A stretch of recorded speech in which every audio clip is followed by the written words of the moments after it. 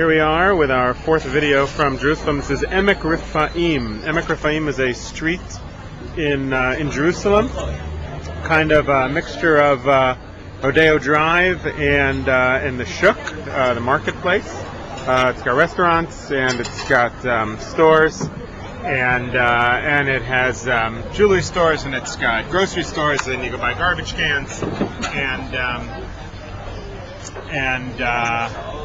it was settled in the 1870s, 1860s, 1870s, 1880s by a Christian group from Germany, the Templars. And they came here, they built beautiful houses. Eventually, those houses were sold to Christian Arabs, eventually to Jews. It's very much a Jewish neighborhood. It's certainly a mixed neighborhood of it's called the German colony. Emek Rifaim is sort of the center of the Mosheva Germanit, the German colony, and it's very much a mixture of religious and non-religious Jews.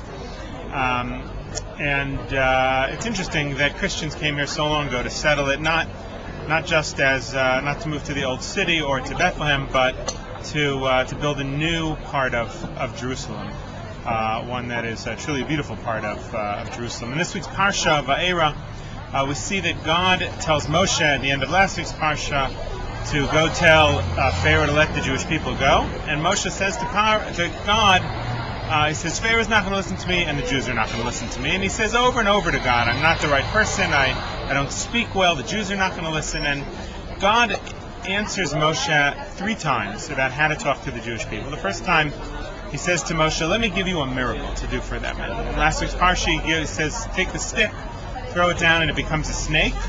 And indeed, we see that Moshe spoke to the Jewish people, and Moshe and Aaron did the miracle for them. And subsequent to doing the miracle, the Jewish people, it says, believed Moshe. But then, after that, we see that the Jewish people didn't anymore. And God had to give Moshe, at the beginning of our Parsha, a second way to talk to the Jewish people. And God says to Moshe, tell them about the Brit, about the covenant, that I've come to fulfill my covenant with Abraham, Yitzchak, and Yaakov, with Abraham, Isaac, and Jacob. I've come to fulfill the covenant of taking them out of Egypt and bringing them here to the land of Israel. And the Torah tells us that too, the Jewish people couldn't hear because of their avodah kasha, because of their difficult burden and labor that they were under.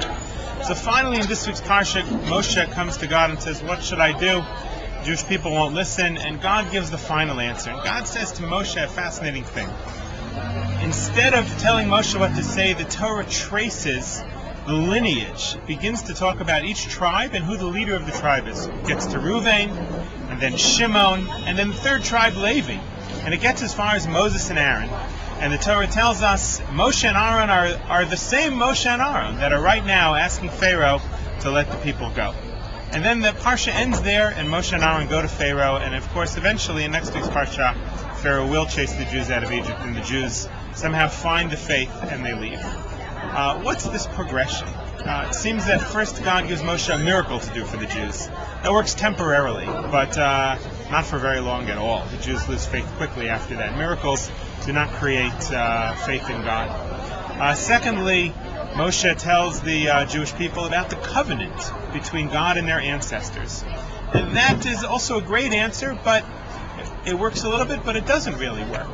Finally, God traces in the Torah the lineage of God, sets out each of the tribes and their leaders, and then says Moshe and Aaron are from the tribe of Levi, and they are the ones who are right now asking Pharaoh to let the Jewish people go. In other words, it's describing the Jewish people as they are at that moment in their regular life, not using a miracle, not using a covenant with their ancestors, but describing their actual life in this moment. That is what links the Jewish people to God, makes them believe that Moshe can take them out.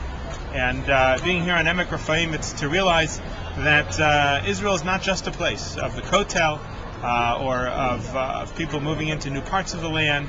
It is also a place of living one's everyday life, where non-Jews from Germany came to settle and live their everyday life here in a truly beautiful part of Jerusalem. And perhaps that's part of the message of the Parsha, that when we relate to God and to the Jewish people in our everyday life, it is then that we truly have faith and can leave Egypt. I want to wish everybody a Shabbat Shalom, a Shabbat of great peace coming to you from Jerusalem.